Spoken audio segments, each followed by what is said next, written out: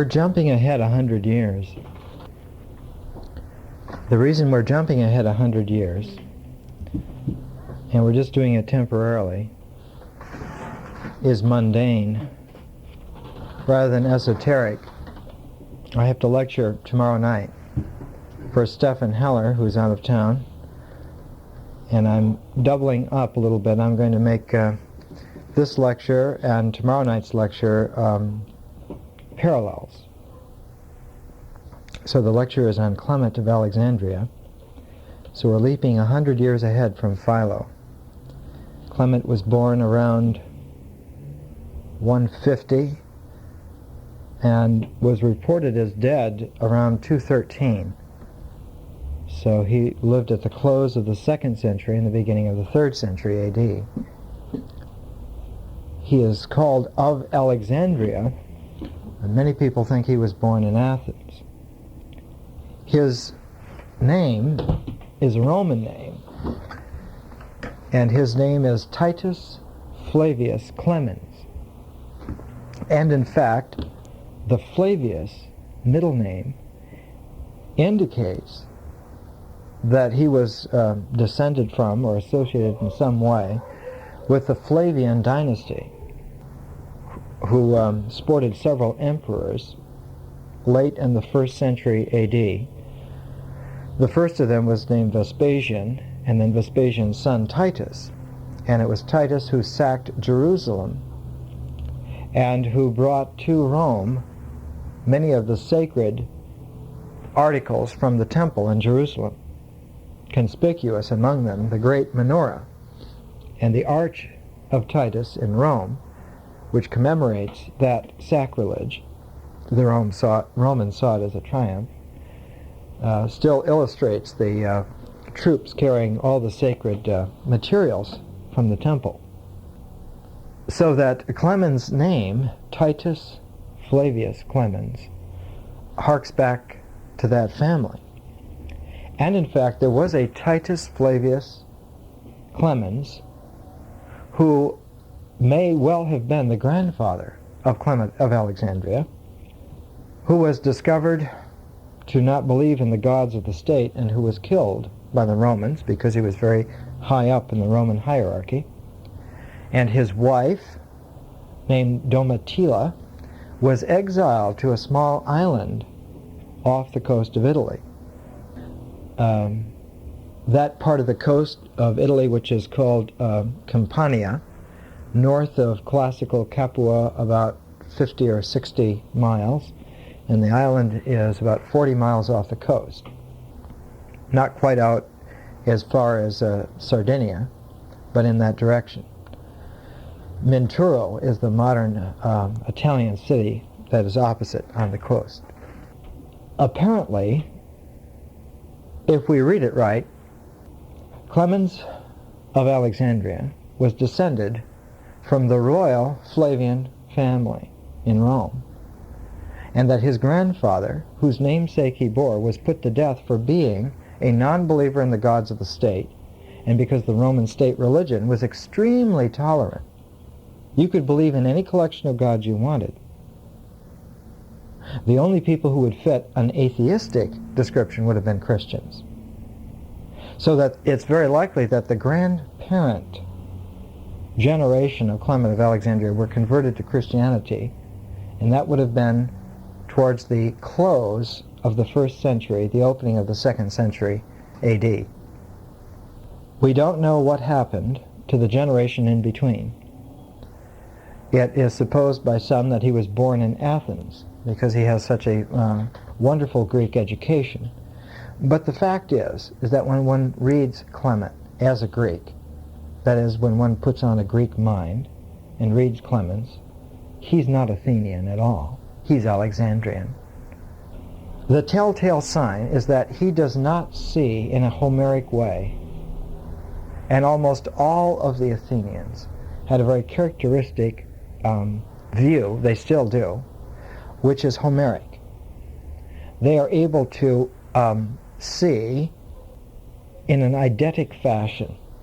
That is, they are able to objectify what they see and This was called by Nikos Kazantzakis the Cretan glance.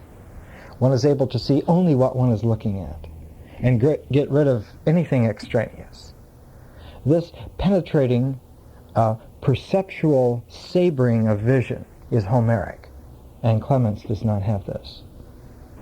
In fact, Clement has all the telltale marks of an Alexandrian intellectual. He constantly quotes, and Alexandrians were always quoting. I think someone at one time counted over 300 names in Clement of Alexandria whom he quotes from, that we know nothing of, to say nothing of the hundreds of individuals that we know, which indicates that he was either an enormously well-read individual or that he was raised in the Alexandrian school system. And the Alexandrian school system always emphasized textbooks which were compendia, collections of selections from classical authors. And because they treated subjects thematically often, you might have 40 or 50 quotations about death or about marriage or about Zeus. And Clement has this kind of personality. So I rather think that he was born in Alexandria and came from Alexandria, but moved around and studied in Athens. It's often pointed out that his descriptions of Athens are very painstaking. He knew the geography as one who had lived there, and I should rather think that he had studied there. At any rate, he mentions himself that he had found only 6 teachers who were able to enlighten him, and that the 6th teacher, the last of this line, was the head of a school in Alexandria, and his name was Titus, Pantaeus. And Titus was the head of a school that prepared people to enter into the Christian church. It was called the catechetical school, from catechism. You would learn certain catechetical elements. And even though there were other catechetical schools in the Roman Empire, there was one at Antioch, there was one in Edessa, of all places, up in the Crimea, and I think 1 or 2 others in small places, the one in Alexandria was outstanding. It was outstanding because in the 2nd century A.D., most Christians were ignorant. That is, they were unlearned. They were simple people. And the emphasis about Christianity was one laid upon being a good person, a simple, uncomplicated person who was not enmeshed in the nightmare of the Roman world gone wild. But in Alexandria, distinct from all other places, the Christian community was extraordinarily intellectual and sharp. The reason for this is that the Christian church in Alexandria was founded by Saint Mark. And Mark is always viewed symbolically as the lion of the church. Now Mark, as we saw, was at one time associated with Paul and could not stand Paul. In fact, refused to go on with him any longer and left Paul's entourage, and later on refused to have anything further to do with Paul.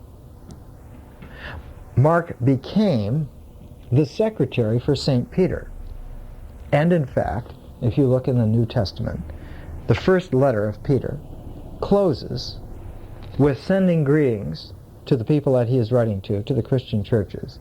And he extends the greetings that would come not only from himself, but from his son Mark. So that Mark had become a very close disciple of the original apostle Peter, Simon Peter. Now remember that Paul was not an original disciple, and neither was Mark. So we're speaking now of the 2nd generation, and we're speaking about a split that occurred in the 2nd generation within 5 to 6 years after the death of Jesus. Already there was this bifurcation. Mark was with Peter when he was martyred in Rome. And seeing that the external church, even under the hands of the kindly old Peter, was constantly threatened by the madness of the Roman world, Mark collected what notes he had taken, because he was a very literate individual, and he collected what writings Peter had left, and secretly got out of Rome, because it was dangerous at that time, and by ship made his way across to Alexandria, and there founded the Christian church in Alexandria. Not only did he found the Christian church, but he founded two directions that do not appear elsewhere in the Christian world at this time. One is the emphasis that there is an inner Christianity which is transformative, that it is not all just niceties. It is not all simply being a good person. It is also coming to terms with a certain energizing of the spirit within oneself. And that when this pneuma, when the spiritual sense is energized, the first thing that fights it is the psyche, man's mind, not his body. The spiritual person's problem is never somatic or hyletic. The spiritual person's problem is the psyche, the mind. Because the mind sees the energizing of the spirit as a direct threat, a competition, if you like, from within, and senses that this is going to break up the game, this is going to steal the show. So Mark's Christianity in Alexandria stressed the need for intellectual preparation to train the mind so that it would not balk at this transformative energizing. And the training of the mind was not to train it in new things so much, but to order it.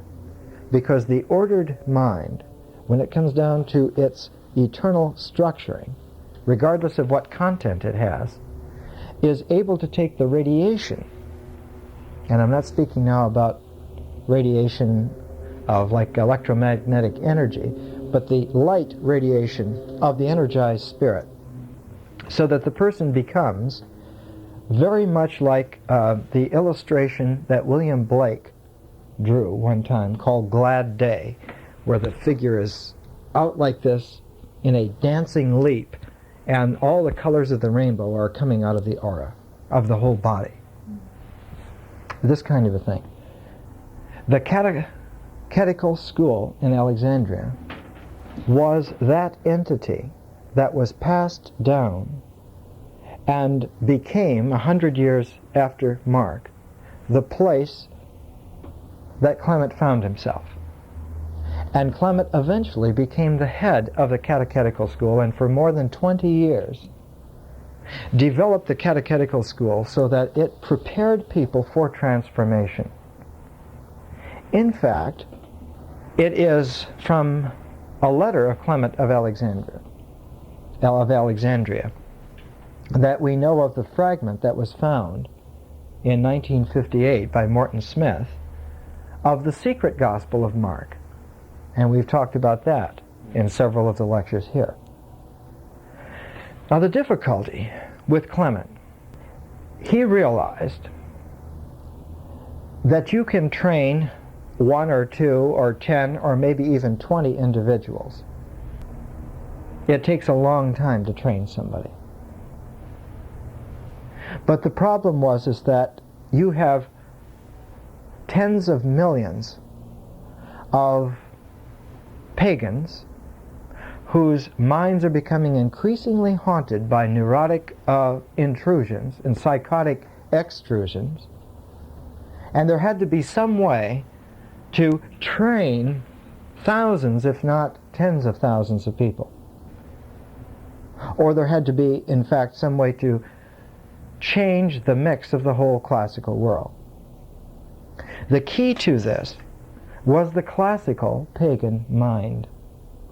And the classical pagan mind had been trained along certain lines which had originally, in Homer, been very clear, very excellent, and by Plato's time they had become metaphorical and quite complex, and 500 years later, in Clement's time, they'd become a plateful of spaghetti in the mind. There was no clarity whatsoever. And the subject was Greek mythology. What got in the way, in the 2nd century, towards the end, of the spread of Christianity was that the classical trained mind was a plate of spaghetti of phony and pseudo allegorical Greek mythology. And so Clement took it upon himself to pull the plug on this entire mentality. And I must say that he was successful beyond his wildest dreams. Clement of Alexandria, more than any other individual in the early church, is the one who lanced the bubble of the classical pagan mind. It was never to recover. There were other polemical individuals who were extremely agile mentally, who set up structures. His own student, Origen, was a much more sophisticated theologian, developed Christianity to a much higher level of doctrinal understanding. But it was Clement of Alexandria who pierced first and popped the bubble of the Greek mythological background to the pagan mind. And the document in which he does that still exists, still comes down to us. And it is called the Exhortation to the Greeks. And the Exhortation to the Greeks is rather a very large development over the letters of Paul. The Pauline epistles are to the various churches, the Corinthians, the Romans, the Ephesians, the Hebrews, and so forth, various peoples. Clement's exhortation to the Greeks is like an open public letter, but he's talking about the Greeks as anyone who has a Greek mentality. And this meant almost all of the classical world east of the Adriatic Sea. In Clement, we find, as we said before, 500, 600, 700 quotations from Greek literature. We find 4, maybe 5, from Roman literature. He almost totally ignores the Roman mind. He ignores the Latin language. And the reason that he does this is that he is a very cagey fighter. He realizes that he cannot take on this tremendous complication which the Roman overlay over the Greek substrate had produced. That, in fact, it was the Roman overlay over the Greek substrate that had produced this polarity, this polarizing, this crisis of consciousness, which the Roman Empire suffered in the 1st century A.D. They somewhat recovered around 95, 96 A.D. The man who brought the peace eventually was named Trajan. And Trajan, just through sheer power, magnificence, generaling, having a great staff with him, put the Roman Empire back together and left it to a very fine individual named Hadrian, who constantly traveled throughout the Roman Empire during his lifetime, almost never was in Rome, constantly refurbishing everything, traveled as far as Scotland and Ireland, and traveled just everywhere in the Roman Empire. And he left it to a man who was extremely conscientious. In fact, he was named Antoninus Pius. And he left the empire to his successor, a very great man named Marcus Aurelius. So that Rome had had 4 great emperors in a row, and it seemed that Rome had been put back together. This was called the Age of the Antonines. And many classical scholars say if they could live at any period in human history, they would live in Rome in the Age of the Antonines. It was lavish, it was secure, it was well run, but it was haunted. And no one ever brings this up. I saw a statue one time of a Roman general, and he looked extraordinarily beautiful in this old patinaed bronze, strong features, the hair down in Roman style, and he looked just magnificent until you got close to the statue. And when you got close to it, set in this strong, dominant face were pathetic eyes, and they seemed to just collapse. And one could see that this is what happened to the personalities, that they fell inward, and they fell off this magnificent power perch of the ego, which the Roman mind over a Greek substrate had made. But because it was glued together, when the conditions were not right, it came unglued. And when it came unglued, they collapsed and fell into the abyss of their own misunderstanding. This happened in Clement's lifetime, because Marcus Aurelius, wise as he was, left the empire to a brute, a murderer, named Commodus, and things went downhill from there. In fact, in 202 AD, the emperor named Severus, as in severe, realized that Alexandria was a hotbed of transformation, and went for Clement's life, settled to exile him and to temporarily disrupt the whole church community through persecutions. There had not been any Christian persecutions in Alexandria until 202 AD. There was no throwing Christians to the lions in Alexandria. There was no midnight meetings in the catacombs in Alexandria.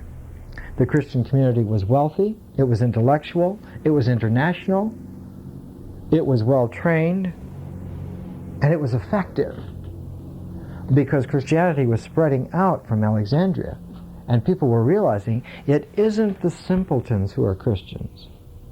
It's people who are living a simple life, but that is not being a simpleton. And so Christianity was becoming a very viable force from Alexandria, and Clement was at the head of this, because he had managed to finally produce in the exhortation to the Greeks the sense that the classical Greek mind was ridiculous.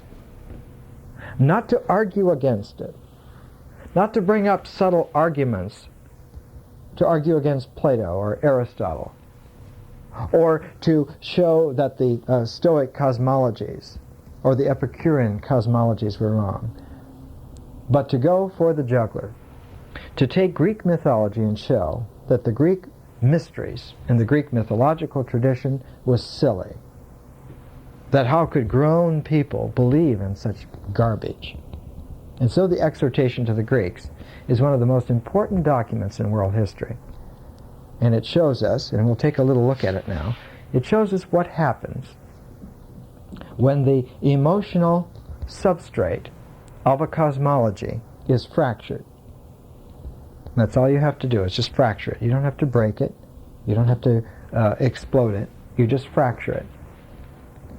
Because the weight of the worldview which rests upon that eventually, in its own dynamic, crumbles through that fraction.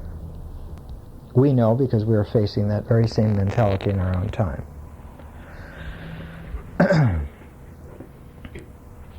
He writes in the beginning, in the exhortation to the Greeks, he says, "In my opinion, therefore, our Thracian Orpheus, and that of Thebes and Mellon too, are not worthy of the name of man, since they were deceivers. Under cover of music they have outraged human life, being influenced by demons, through some artful sorcery to compass man's ruin. By commemorating deeds of violence in their religious rites, and by bringing stories of sorrow into worship, they were the first to lead men by the hand to idolatry. Yes, and with stocks and stones, that is to say, statues and pictures, to build up the stupidity of custom. By their chants and enchantments, they have held captive in the lowest slavery that truly noble freedom which belongs to those who are citizens under heaven. And now we see the first indication of the scale with which Clement is going to work, and the standpoint from which he is going to make the classical Greek mind look ridiculous in terms of its mythology.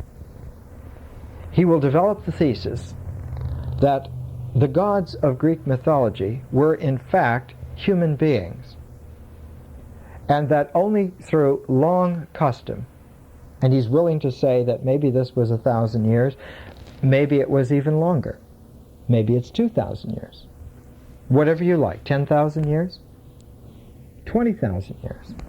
Clement will speak in this sort of a way, but he will say, I am speaking from a standpoint which is eternal, which dwarfs time, which dwarfs human custom.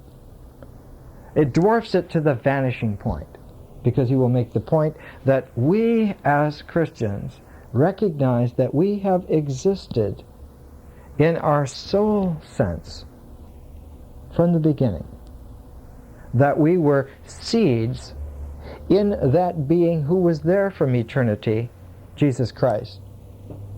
Not that our souls were there before time began, before the world was created, but that Jesus was there, and that we were all seeds within him. And Clement will develop the theme saying, this is why Jesus is a door.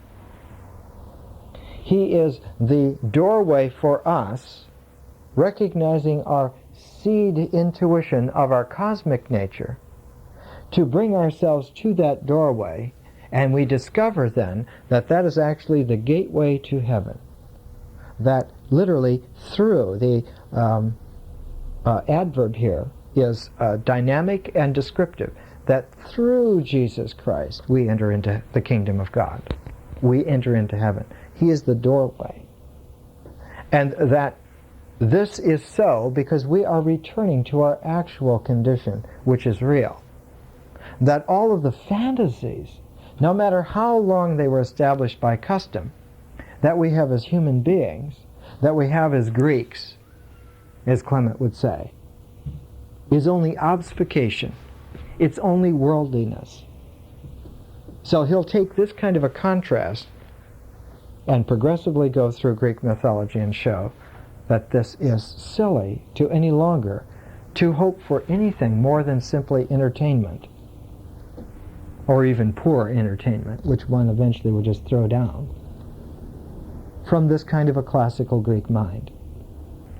Notice now, this is quite a different approach from that of Philo, 100 years before. Philo is saying that the classical Greek mind in its power was powerful and insightful because it was based upon a Hebraic origin in Moses. That because of Moses, who lived many hundreds of years before any of the classical Greeks, that all the classical Greek, Homer, Plato, and so forth, had learned from Hebrew wisdom, which had come down through Moses.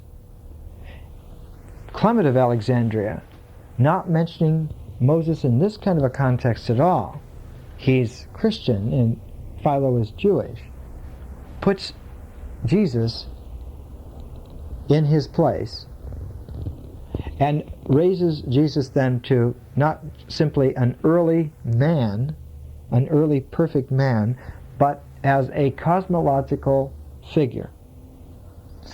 So he writes here,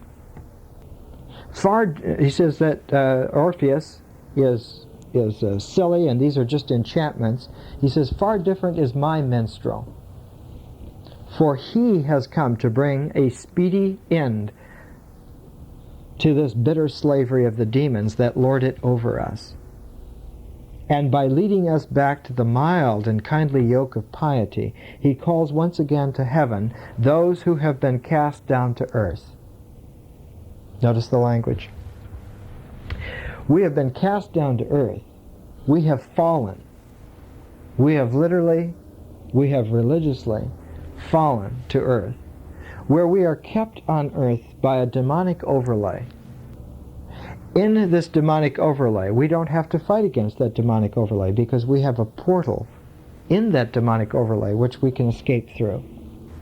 Jesus. This is how Clement is thinking. And as you can see, this is strategically very, very, very powerful approach. Only an Alexandrian would have come up with this in the classical world. He at least is the only one who ever tamed the most intractable of all wild beasts, man. For he tamed birds, that is, flighty men, reptiles, that is, crafty men, lions, that is, passionate men, swine, that is, pleasure-loving men, wolves, that is, rapacious men. Men without understanding are stocks and stones. Indeed, a man steeped in ignorance is even more senseless than stones. As our witness, let the prophetic voice share in the song of truth, come forward, speaking words of pity for those who waste away their lives in ignorance and folly. For God is able of these stones to raise up children unto Abraham. This is a quotation from St. Matthew. And God in compassion for the great dullness and hardness of those whose hearts are petrified against the truth, and did raise up out of those stones, that is, the Gentiles who trust in stones, a seed of piety, sensitive to virtue. What is happening here is that Clement says that the onus upon human beings is to realize that this whole salvation structure is now cosmologically in place and working, and the only thing that he has to do is believe. He puts the whole onus upon man. But that man's belief is contingent upon his waking up out of his ignorance. So that Clement says the fundamental quality that man lacks is gnosis. He does not know that he is baffled. If he understands, if he has the knowledge, the gnosis that he is baffled, then he will stop living according to that life and look for a way out. And he will try individually to find a way out for himself. And with really good training, we can speed up that process of questing so that instead of taking a lifetime, it might take a couple of years, it might take 5 years, it might take 10 years. Eventually, he will discover that if you're trying to find a way out individually, there's no way out. That the complications are so labyrinthine, and they reach down into the individual in a sociological way, in a political way, in an individual way, a family way, that eventually the person will have the ultimate gnosis of realizing that there needs to be a way out of the morass that was there before the morass came into being. That's the only solution, the only resolution to the demonic complication of the world. And this is where Clement will say, in fact, this is just the case. And gnosis then leads to transformation within the individual, a transformation to the point to where his belief is certain and founded, because he can then experientially take himself through that doorway to liberation. But all of the teeth of the world are geared to swallow him up and keep him here, so that he has to prepare himself to slide easily through the ensnarements of the world, so that he will not be caught by his own desire for various things in the world. And the description that Clement has of this process, I'm going to skip over here to his short exhortation to endurance. Endurance. And it's subentitled, To the Newly Baptized. And he's going to portray here the character of the person who has prepared himself through transformation, how he then comports himself in the world so as not to be ensnared by the demonic overlay. Cultivate quietness in word, quietness in deed, likewise in speech and gait. Avoid impetuous eagerness, for then the mind will remain steady and will not be agitated by your eagerness, and so become weak and of narrow discernment and see darkly. Nor will it be worsted by gluttony, worsted by boiling rage, worsted by the other passions, lying a ready prey to them. For the mind, seated on high, on a quiet throne, looking intently toward God, must control the passions. By no means be swept away by temper and bursts of anger, nor be sluggish in speaking. What he's saying here is that the human condition is caught in a swing, a seesaw pendulum swing. It's not a pendulum swing between tension and relaxation so much, but between hypertension and sluggishness. And so we're constantly taken outside of our capacities to do anything about it. We're constantly thrown into extremes which do not have their root in our capacity to control. And so no wonder we have no capacity to affect our lives. That we have to limit the range and the spread of our capacities to ourselves first. Then we stop dancing to these other tunes, these other strings, which are transpersonal. Notice how Clement is extremely agile strategically. He's not interested in developing doctrine. He is not a theologian. He is not a systematic philosopher at all. He is like a general who is looking upon this battle with evil as a war which he wants to win. And the war is to bring the troops home. All right. So we are not to have bursts of anger, nor be sluggish in speaking, nor all nervousness in movement, so that your quietness may be adorned by good proportion, and your bearing may appear something divine and sacred. Guard against the signs of arrogance. And what are the 3 signs of arrogance? A haughty bearing, a lofty head, a dainty and high-treading footstep. Now these kinds of characteristics are definitely Pythagorean. This kind of motion comportment. He's not talking about arrogance philosophically now. He's talking about a kinetic appraisal of ourselves, which can be made by the individual spontaneously at any time that he's moving around.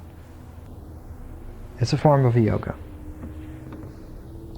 Let your speech be gentle towards those you meet, and your greetings kind. Be modest toward women, and let your glance be turned to the ground. Be thoughtful in all your talk, and give back a useful answer, adapting the utterance to the hearer's need, just loud so that it may be distinctly audible, neither escaping the ears of the company by reason of feebleness, nor going to excess with too much noise. Take care never to speak when you have not weighed and pondered beforehand, nor interject your own words on the spur of the moment in the midst of another's, for you must listen and converse in turn, with set times for speech and for silence. Learn gladly, teach ungrudgingly.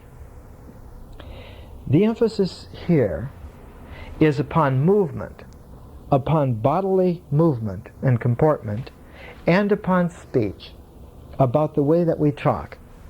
The speech is the movement of the mind, and our physical movements are the movements of the body.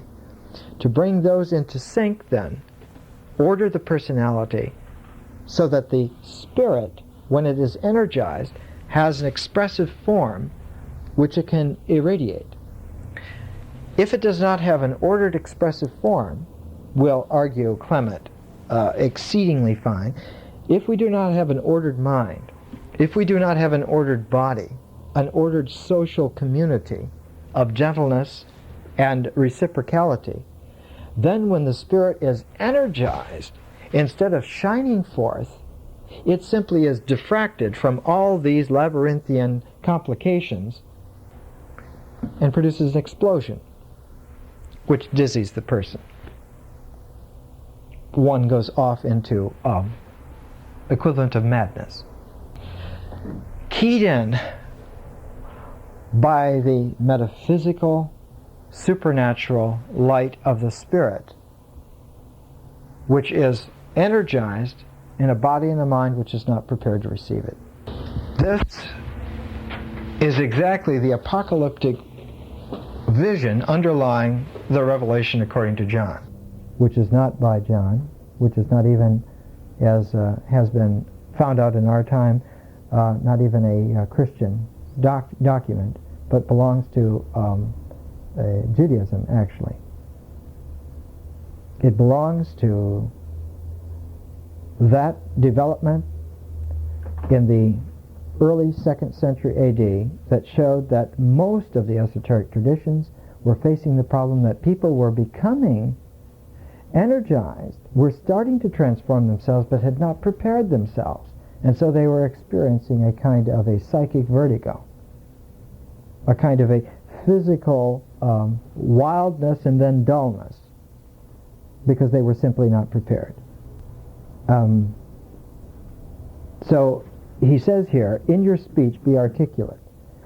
Listen and speak in a balance, so that silence and words interpenetrate and make everything articulate. Give useful knowledge. Be first to practice wisdom and virtue. Do not wrangle with your friends, nor mock at them and play the buffoon. Firmly renounce falsehood, guile, and insolence. Endure in silence, as a gentle and high-minded man, the arrogant and the insolent. Let everything you do be done for God, and deeds and words. Deeds, what you do, and words. So that one organizes oneself on the basis that you're not going to adjust the ordered structure of mind and body to yourself, but you're adjusting the ordered structure of mind and body to the divine. And when this happens, one then is able slowly to see that invisibly there was a key, that oneself is the key to the door that the Messiah has provided. Because when you're ordered mind and body around a vision of the divine calls out directly to you. And there's like a one-way line established down to you called grace, and a return line established up called faith. And that the meeting of that is going to that threshold, going through that door. I'm condensing many hundreds of years of thought here into just a few phrases, but Clement is the root of all this. This is an extraordinary thing. But in order to prepare this in a positive way, he has to completely discredit the Greek mind, the Greek mythological basis of the classical mind. And so he goes on in the exhortation to the Greeks to do this. He says, people talk about old traditions, about how some people say that the Arcadians were older than the moon, or again the Egyptians, by those who dream that this land first brought to light both gods and men. Still not one of the nations existed before this world. But we were, before the foundation of the world, we who, because we were destined to be in him, were begotten beforehand by God. We are the rational images formed by God's word or reason. We are rational images formed by God's word. And we date from the beginning on account of our connection with him. Because the word was in the beginning, which is from John. Because the word was from the first. He was and is the divine beginning of all things. But because he lately took a name, the name consecrated of old and worthy of power, the Christ, I have called him a new song. Now, Clement here goes into a whole allegorical development of a song, because words, language, raised up to rhythm, become musical. And he will say there are many musical forms known to the Greek mind. He says there are Lydian scales, there are Phrygian scales, there are Dorian scales, there are many combinations of them. He says all of these scales are dwarfed by the fact that there is an eternal mode, an eternal scale based upon the ogdode. And that when that chord is sounded, the word displays itself simultaneously throughout all space and time, and that to acclimate oneself to that, the puniness of human systems becomes silly. So he's using this kind of a reasoning, this kind of a logic, this kind of a development.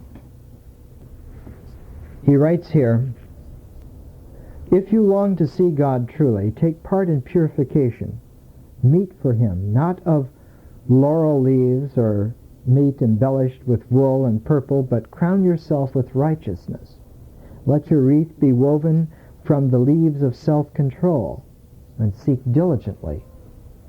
I am the door," he says somewhere, which is from St. John 10:9, "which we who wish to perceive God must search out, in order that he may throw open wide for us the gates of heaven.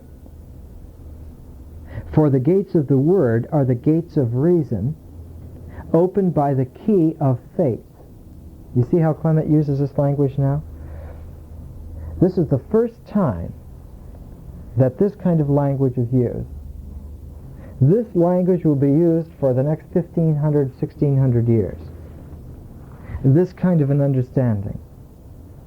But the difficulty is that Clement in Alexandria puts the whole onus upon man's gnosis, man's intuition. And progressively, as the 3rd century goes along, this will come under increasing suspicion by those who are handling a power structure that's coming into being, for the simple old reason that when somebody is capable of their own individual gnosis, they don't have any handles on them to be manipulated by some hierarchical structure. And when a church becomes a state, they want control. And this will become a very, very big problem in the late 3rd century. And in the late 3rd century, Clement of Alexandria will increasingly become persona non grata in the Christian church. The man who does this fantastic job will be let go. We have come a long way. We really don't need to be reminded about him. He was nice but old-fashioned, and now we have new things. And by the time that Eusebius is in charge of the great Christian confabs under Constantine, this whole approach to Christianity will be junked. Because the faith which man will have in Christianity will be seen not as dependent upon his gnosis, but as something which is dispensed by the hierarchy of the church. And to put it in simple words, if they don't like you, you don't get it. And the Roman Empire will take a new disguise. Already in Alexandria, in Clement's time, this tendency was happening. Because when we read Clement, and we go back, and we open ourselves up into how did this then work? How did this whole structure work in daily life? We were surprised to find out that the Christian church in Alexandria in his time was extraordinarily democratic. Every man was equal to every other man in the church. There was no superiority whatsoever. The 12 districts of Alexandria each chose from among the population a presbyter who represented that district, and it would change from time to time. And those 12 presbyters would be a committee who would choose from among them one who would be the bishop. And there was almost no differentiation whatsoever in terms of church hierarchy between the bishop and the lay person. There was almost no difference whatsoever. It was in Clement's time, towards the end of his life, that this change came about. Because with the development of numbers in Christianity in Alexandria, the development of vast numbers of people, we're speaking now of maybe a community of 20, 30, 40,000 people in a city of about 1.5 million, under pressure from the political powers from without, the Roman Empire, it became more and more convenient to keep the same presbyters, and in fact because they were around, to call them priests, and that the power of decision making for the Christian community was no longer in the community, but increasingly resided in the priesthood. And in order to control and structure the priesthood, then one made the bishop a stronger position, and by the end of Clement's life, the bishop and the priesthood were taking control of the Christian church. And instead of a Christian community, you had a Christian church structure. The fact that this Christian church power structure was coming into being and was perceived as a very real political threat on the horizon by the Roman administration, that is why they were persecuted in Alexandria. It wasn't because of religious reasons. Alexandria had had 1,000 religions from its origin. There was no theological persecution. There was no doctrinal reason to do this. It was that the Christian church in Alexandria was becoming a very effective social movement, a political structure, and it was beginning to spread throughout the Greek-speaking world. And they weren't paying any attention to Rome or Roman things. And the tough guys in Rome said, we can't have this. We're going to be out of all this territory. But especially in Egypt, because it's the source of food for the Roman Empire. And we're not going to let them take our breadbasket away from us. They're going to have to go. And that persecution exacerbated the nascent situation. And lay people, under understandable duress, no longer wanted to take public responsibility. Let Joe do it. And Joe would say, if I'm going to do it, then I've got to have power to make decisions on my own with my confreres, and we'll let you know what we decide.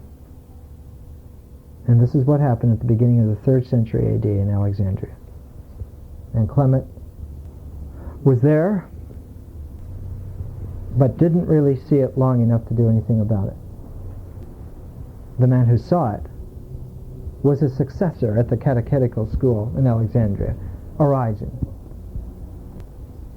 Origen lived into 254 AD.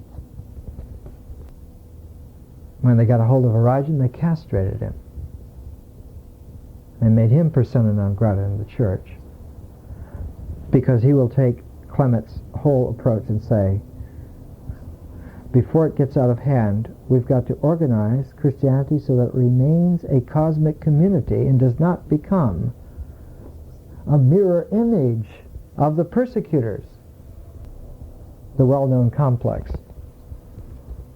Those who are captured, those who are prisoners under violence and duress, eventually take on the characteristics of their captors.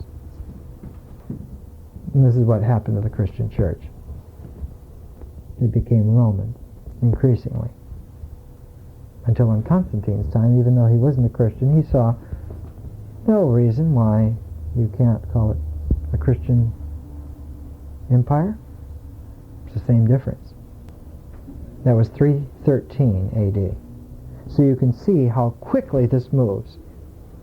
100 years after Clement died, this whole thing is already fait accompli. So we're going to have to take our time, and it seems like we're moving very slowly, I know, to some of you. But the reason we're moving very slowly is we want to see this whole spring in the 1st century AD, because when the trigger is pulled, it moves so quickly that unless you see the choreography of what has been set up, there's no understanding of what happened. It's a complete blur. And I must say, it's been a blur to everyone ever since. And the reason that it's been a blur is no one has, in our yoga civilization, meditated long enough on the whole movement to see it clearly, how this happens. And when you do, it's not much of a mystery. It seems like today's headlines. It's the same old saw. If there's any moral in it, is that we have to be responsible for our own diligence. Well, let's take a break until next week, and then we'll come back and do some more on Philo for a while. We'll come back to Clement a couple more weeks.